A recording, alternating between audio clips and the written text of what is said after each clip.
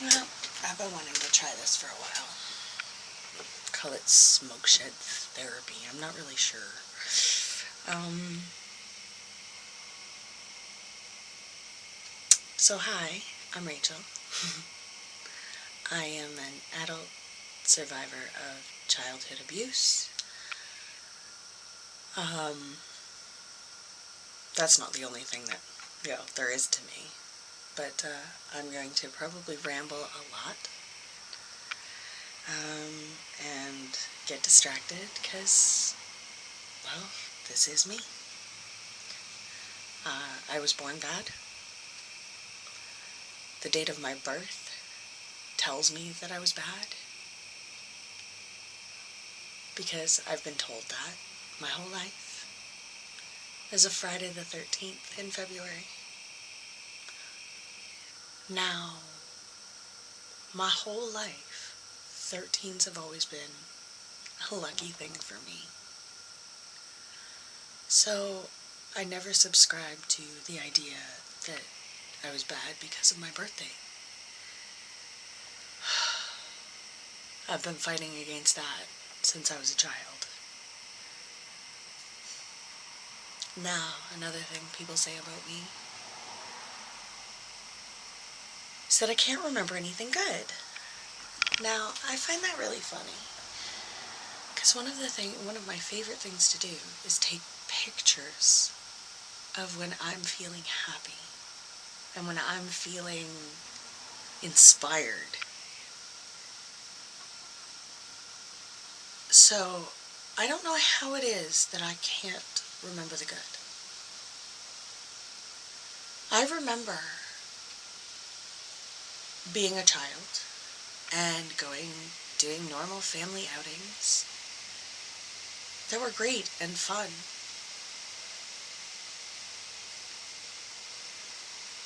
But it's not those moments that matter. It's the moments in between. The moments when your parents should be teaching you right from wrong, how to regulate your emotions,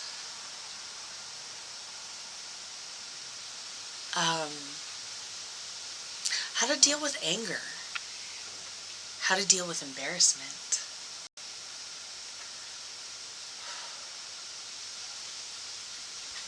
I never learned those. I'm learning them now. It's very difficult.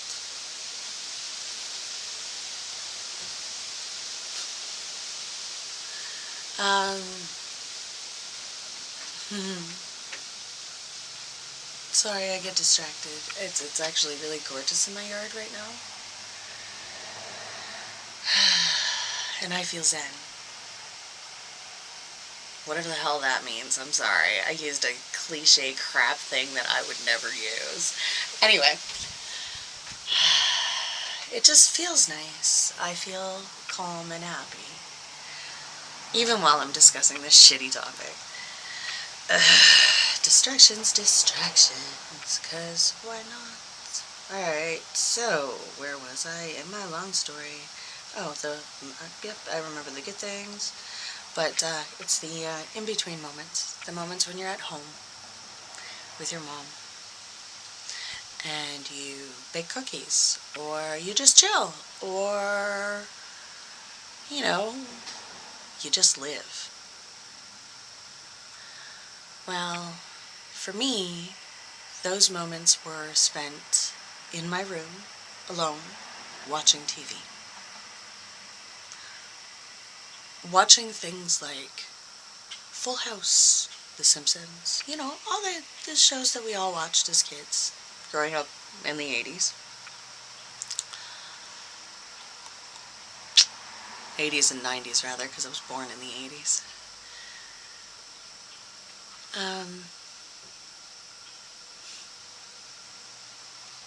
So I spent a lot of time alone. I spent a lot of time wishing I had a family that hung out together. Sometimes. Not all the time, just sometimes. After dinner, randomly throughout the day.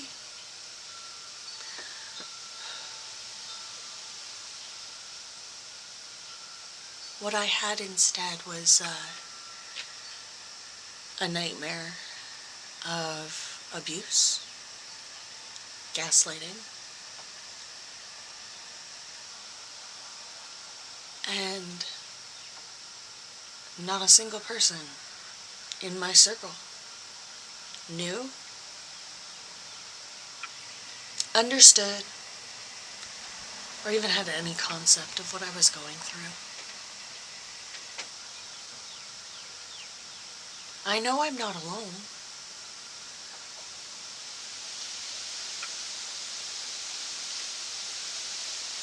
But yo, being alone for so long, like as a child,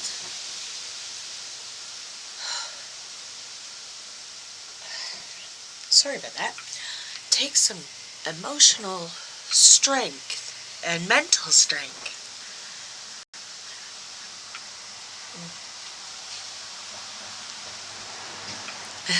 It comes out as tears sometimes.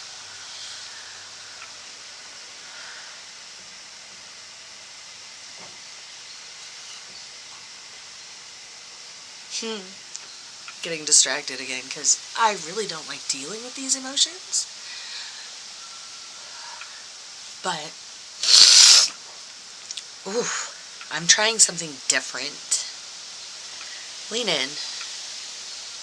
Feel the feelings. See what happens. Get the other side of your story.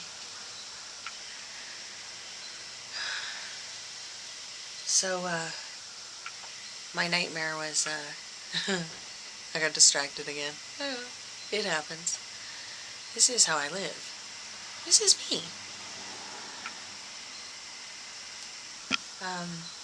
Oh shoot. Bugger off. Going back to, things and reasons why I was a bad child. Wetting the bed, having bowel trouble. That was anxiety inducing then. I still have bowel trouble. Not so much bladder, but bowel. I have done everything I can to have that fixed. It doesn't get better. Something to do with your digestive system not working right.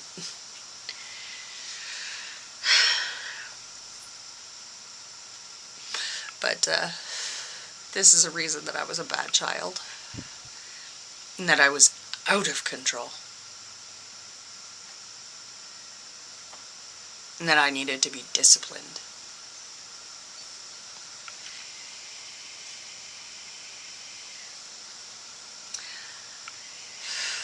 I've been seeing a lot of TikTok videos because, well, what do you do when you're bored and alone? You watch videos. Because, why not? Nothing else to do. You clean the house, taking care of the kids, done what you need to do. So now what do? Well, in the trauma lifestyle, you you sit there and you plan for your next trauma. You try and heal as much as you can. When it's a daily occurrence, ooh, that's difficult. Alright. I'm sorry, I'm outside my shed and, oh Lord, I swear to God, every time don't even, oh Lord, somebody's beating up shoes. Alright, so, yeah.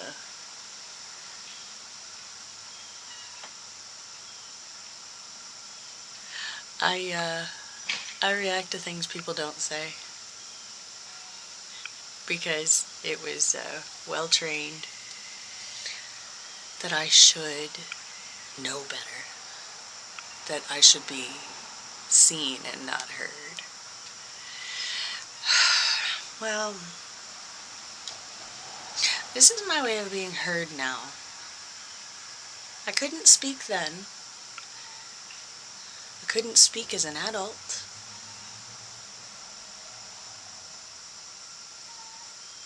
But now, I can, and I'm going to. And there are people who want me to shut up.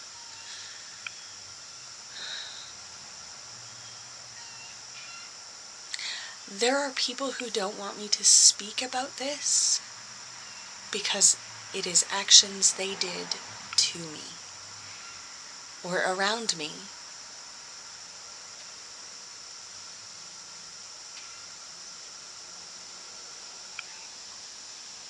These people would be my own parents. They want me to shut up. Leave the past in the past. Why would I do that? Why would I leave my past in my past? I might leave it there if I've dealt with it. I might be able to let it go if it's been handled. But that is what has been my whole life. Every single abuse, every single beating. Oh, well, that was yesterday, so it doesn't matter today. Why doesn't it matter today? Why can't it matter today? These are just things I think about sometimes because you think about things when you're alone. Yes, I realize that I'm not really alone. I have my amazing children. One of whom just, every moment is a teachable moment for your kids. Alright. So, I just went in. And my plan of attack for going inside to do what I needed to do for me was to go inside, go through the house, unlock the front door, bring the dog out.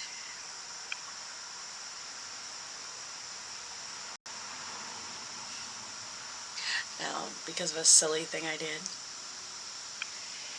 I went cycling with my dog.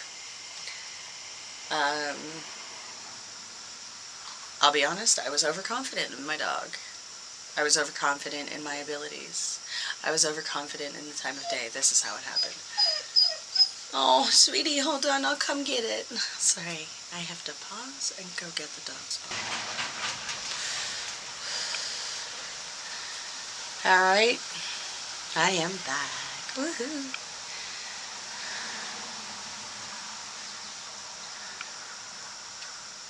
Sorry, I don't like to leave you hanging when I walk away. It feels kind of rude. Sorry, I just had to lean over and check on my dog. She was doing something silly. Hey, monkey. Not yours. Good girl. Yes, that's yours. Yes, you play with your ball.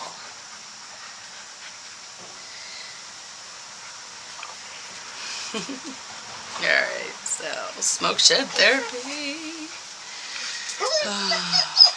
Alright, so reacting to facial expressions. My husband and I recently had a disagreement. It was a miscommunication, and that is all. And it was because I had already decided that something wasn't going to work, so let's just not do it. Well, he opted to try and make things better, not realizing that I had already given it up, and his action had made me feel less than because of my PTSD. It was a simple thing, but it turned into a huge argument. Hold on, I gotta go grab her ball. And this time I'm not pausing because it's clips. Will you stop it, or I'm gonna take it away?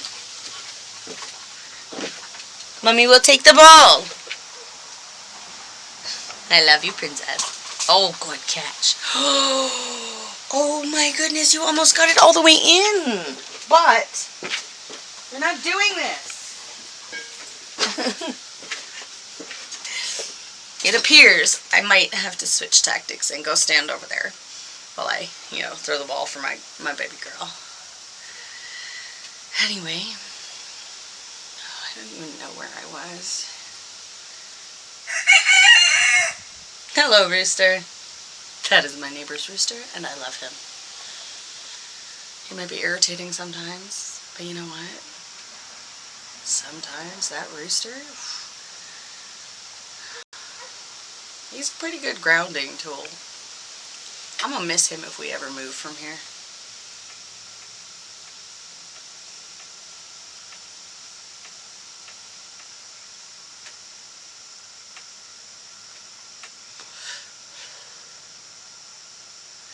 Alright, let's get back to it. Smoke shed therapy. So, because of these issues of paying attention to breathing patterns, facial expressions, words you use, language you use, the tone you use them in, I constantly have to ask for reassurance.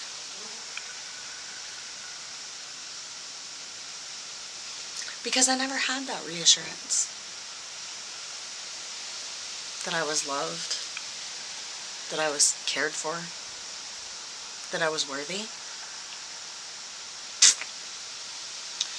I was, according to my mother, an accident. How many of y'all feel this? An accident. Do you know how many times in my life I've heard the story of how my mother and father got pregnant with each of us? Me and my two brothers. I've heard it enough. I'm not going to tell it again. Suffice it to say that it was, issues. Anyway, we were all accidents. Unplanned pregnancies for two married people. They were married, right? We were unplanned. You know what unplanned is? Unprepared. And I don't mean unprepared like in the sense of you're prepared, you have all the things you need. I mean mentally and emotionally prepared. Both of my parents probably had some pretty fun experiences of their own. I have no doubt. They grew up in a different era.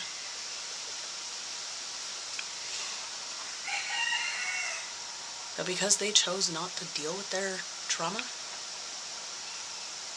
I had to suffer.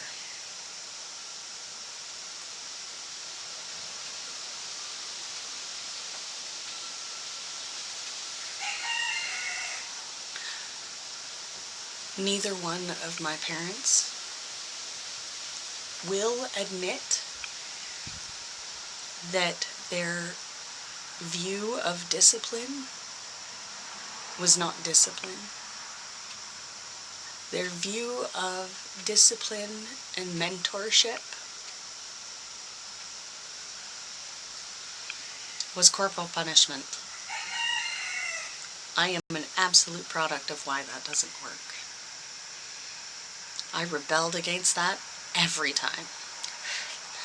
I may not have been able to speak up, but I fought. And how I fought was by not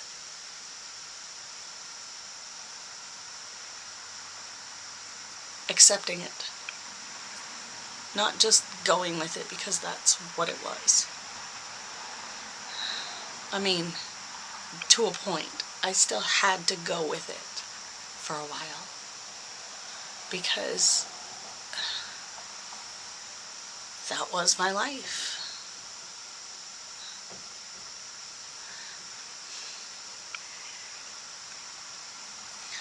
Now, the people who want me to shut up, they are absolutely going to tear me down for this. If and when they ever see it. And honestly, I don't care if they do. But I was not the best mother for the first 11 years of my oldest son's life, or the first 10 years of his life. So the first decade, I was a pretty shit mom. I yelled a lot, I cussed a lot, I had anxiety issues that I hadn't dealt with. I had trauma that I haven't dealt with.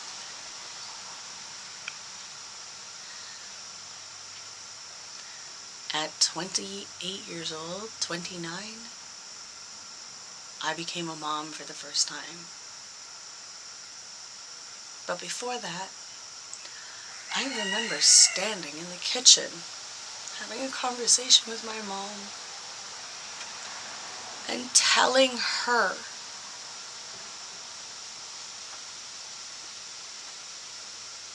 that I was afraid to get pregnant.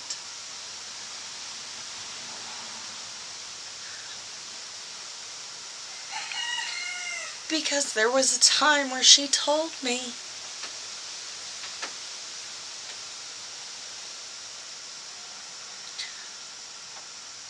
that if I came home pregnant, that she'd beat the ever-living shit out of me.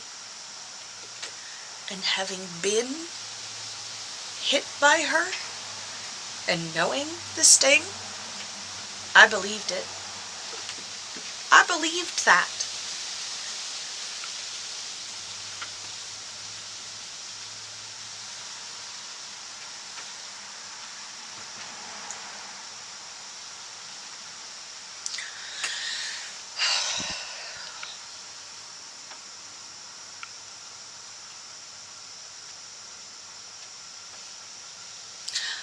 I did have that one good conversation with my mom, sort of. I look back on it now and it's not so great.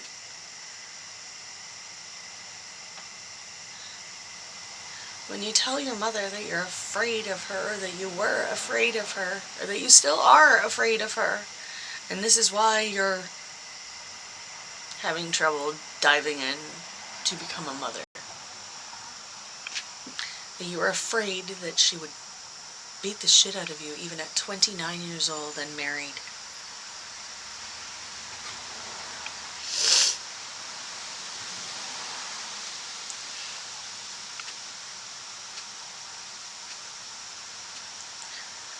Looking back on it now, that should have been a red flag to me. That she didn't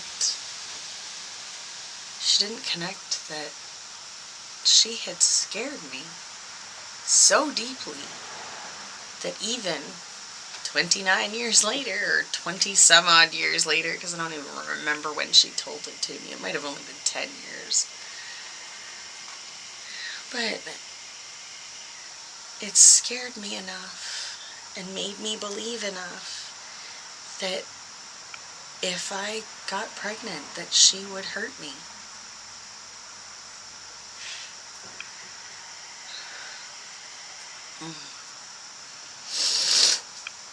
Now, when I had my son, it was a year after my brother had had his son with his girlfriend. And unfortunately for them and for my nephew, they couldn't make it as parents either. But a lot of their hardships were because, as my mom put it, my brother couldn't grow a backbone and stand up to his girlfriend. Well, the person he couldn't grow a backbone and stand up to, at least until recently, is our mother. Our mother ran roughshod over anything, and I won't lie, I unfortunately helped her with it because I didn't know. that what she was doing and what she would do was awful. When I had my son, everything I did, I'll get your ball in a sec. Everything I did was compared to my brother to make me look amazing. One sec, I gotta go grab a ball. Be right back. What'd you do with your ball, baby? No! Kate, no, we're not doing this. I'm gonna put it up if you do that. I'm gonna put you I'm gonna put you back. We'll go back inside. No. Silly girl. Fuck me. I hate it when I lose where I was.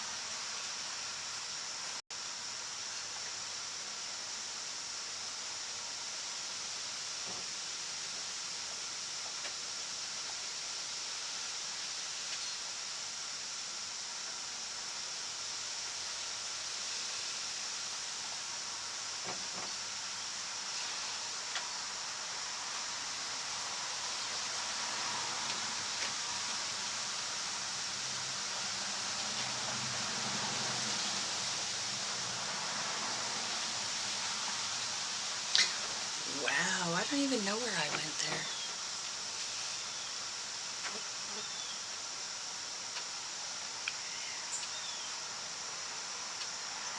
So my constant need for reassurance, I get embarrassed about too. Because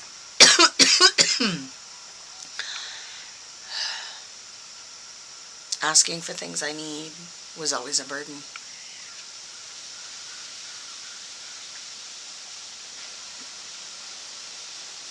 I was always a burden. I was always a problem.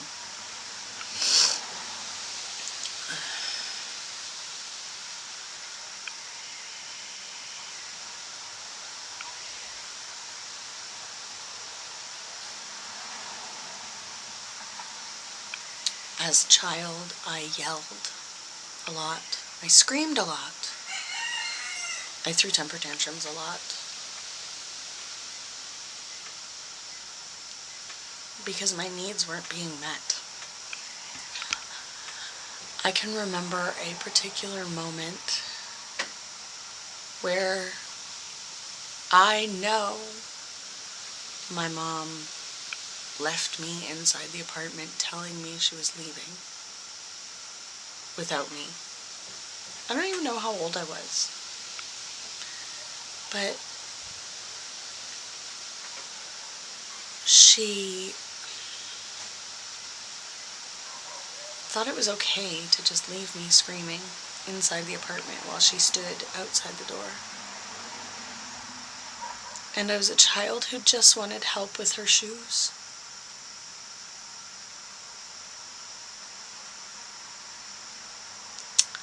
But I was bad because I couldn't put my shoes on by myself, because I wanted my mother's help. And because I screamed, because I didn't know how to articulate, "I need your help, Mom." I was the bad one for that.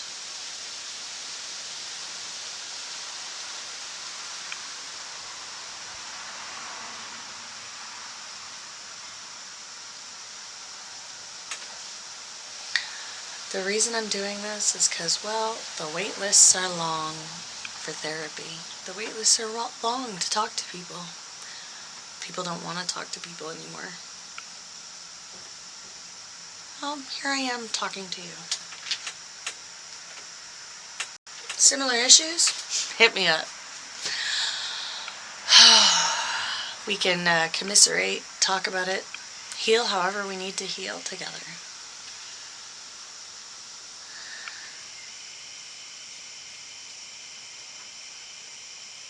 This is my therapy, and this is what I'm gonna do.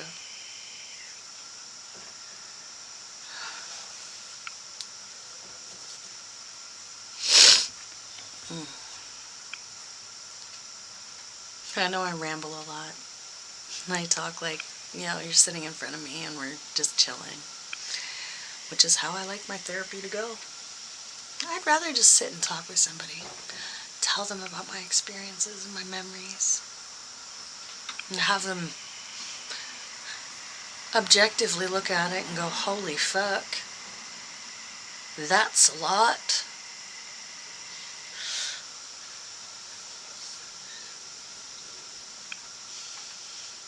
Because it is. It is a lot. And you know what? It's a lot that, because of inaction from myself, because I was not raised correctly, because I did not have a great role model who taught me to advocate for myself, because even when I left my mother's care and I went into government help, I was not emotionally cared for there either. I was taught the basics of how to feed and clothe myself, how to make some money. And then I was sent out into the world. Here you go. You're 18, we've done enough. 18 years old. You know what? I'll be honest with you. I can't imagine kicking my son, or my other son, or my daughter, or any of my kids out at 18 years old and saying, here, you can have, and this is what I had to live on from the time I was 18 till the time I was 23, alone.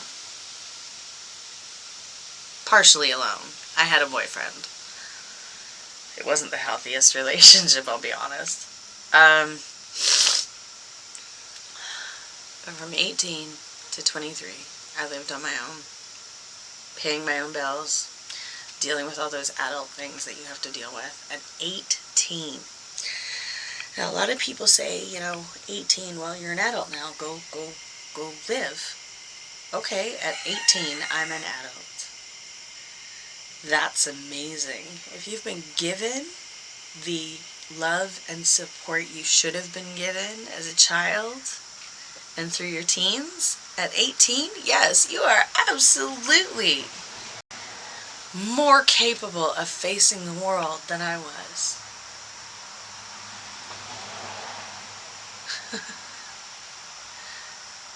At 18, do you know what my favorite meal to cook was? Spaghetti. Mac and cheese.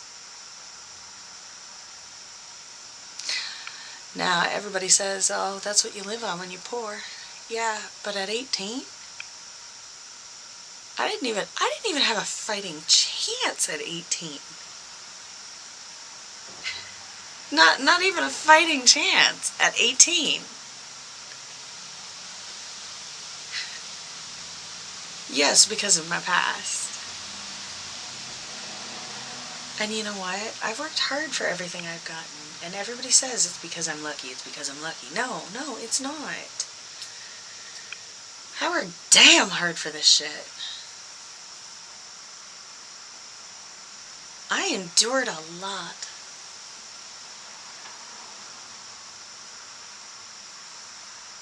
Let's see. 30 minutes. Oof. I don't know if I want to do any more than 30 minutes of therapy today. Today, anyway. So, how are you feeling today? Sit with your feelings, talk to them, invite them in. Transparency is key.